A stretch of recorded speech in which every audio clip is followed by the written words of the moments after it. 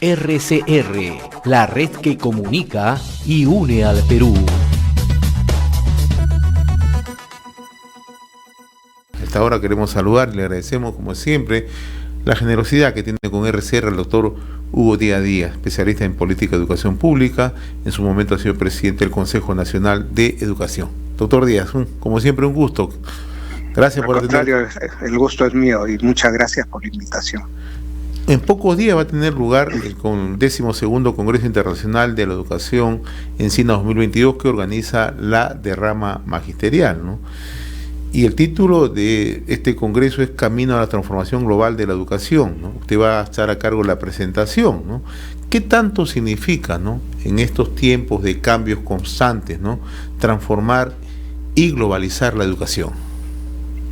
Pues creo que el título que se ha dado al evento no podía ser el más adecuado en estas circunstancias, ¿no? No solamente porque la pandemia nos enseñó que tenemos muchas carencias y que el sistema educativo no necesita hacer cambios pequeños, sino que se requieren cambios mucho más importantes. Pero tan importante como los impactos de la pandemia es lo que se viene, ¿no? Lo que se viene como cuarta revolución industrial, como un gran desarrollo de la inteligencia artificial, como una transformación muy grande de los empleos, toda esta revolución de las Big Data y los sistemas de información. Todo eso va a hacer que el sistema educativo tenga que ser otro respecto de lo que es actualmente, ¿no?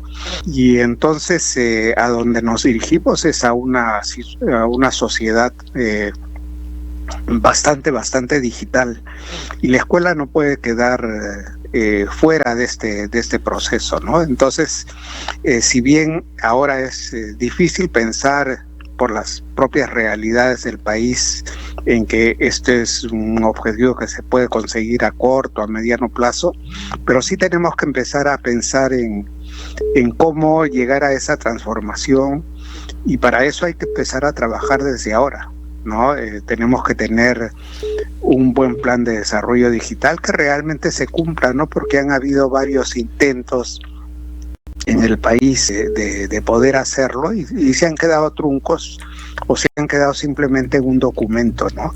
Lo que se requiere es, de una vez por todas, que tengamos ese plan y ese plan empiece a ejecutarse, que no sea solamente la iniciativa del Estado, porque el Estado solo no va a poder hacer este proyecto tan grande de transformación, sino que toda la sociedad tiene que participar en ello, ¿no?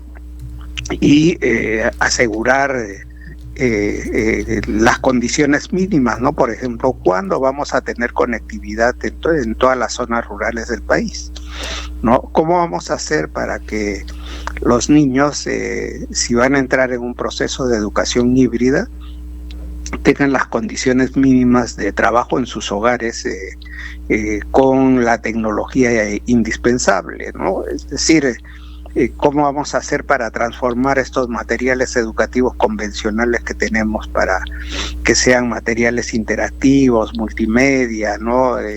Que introduzca mucho el juego como un elemento de aprendizaje? Es decir, hay muchas cosas que tenemos que hacer, ¿no? Y de eso se trata básicamente la transformación. Cuando usted puntualiza, doctor Hugo Díaz, que es necesario que todos los sectores de la población, estamos hablando de sectores organizados, la sociedad en su conjunto, de iniciativas privadas, del Estado como tal, ¿no?, tienen que participar en esta transformación, en este cambio. Ello significa que este Congreso es un punto de partida para sentar las bases y recoger las experiencias que se están aplicando en otros países, ¿no?, y que probablemente en un futuro cercano tendremos la obligación de hacerlo, ¿no? Es así, y dentro de todo esta estrategia que vamos a presentar, que en realidad lo que tiene es una propuesta de 5 grandes reformas que debiesen darse en el país, ¿no? Un tema clave es que tenemos que hacer más alianzas tanto con la cooperación internacional como con la cooperación horizontal. es decir, la cooperación entre países, porque los países que ya han desarrollado muchas más cosas, pues tienen cosas que podernos transmitir, podernos enseñar, y a partir de ahí ver, adecuando a nuestra realidad, cómo podemos aprovechar, digamos, de ese cúmulo de experiencias, ¿no? Entonces, en ese marco es que el Congreso a lo que se va a abocar es primero a un punto de partida, a analizar cuál es nuestro punto de partida, qué ha pasado con la pandemia y qué ha pasado este año, sobre todo también, ¿no? ¿Qué ha sucedido con el retorno a la presencialidad? ¿Cuáles son los cuellos de botella, los desafíos? Pero a partir de eso, identificar ya las aristas de los grandes cambios, ¿no? Los cuales consideramos que son 5, ¿no? Uno es el que tiene que ver con todo lo que es la reforma curricular y de las competencias, ¿no? Porque en este momento el sistema a lo que está abocado principalmente es a las competencias básicas, ¿no? De comunicación, matemáticas, ciencias, que si bien son importantísimas, no lo son todo, y no es todo lo que necesitan las personas para poder actuar en una sociedad como la que se viene, ¿no? Necesitamos preparar a nuestra población en aquellos que se denominan las competencias para la vida, ¿no? Que son aquellas pues que tienen que ver con el manejo de las herramientas de globalización, de digitalización, de medio ambiente, ¿no? Y pues además de otras como el aprender a aprender, porque vamos a tener que entrar y reingresar permanentemente al sistema para adecuarnos a todos los cambios que se vienen, ¿no? Entonces esa es una de las reformas importantes. La otra es la que tiene que ver con docentes, ¿no? No solamente formación, sino su carrera y sobre todo las políticas de bienestar. En el Perú, en los próximos 15 años, más del 50% de los docentes que ahora están trabajando ya no van a estar en el sistema.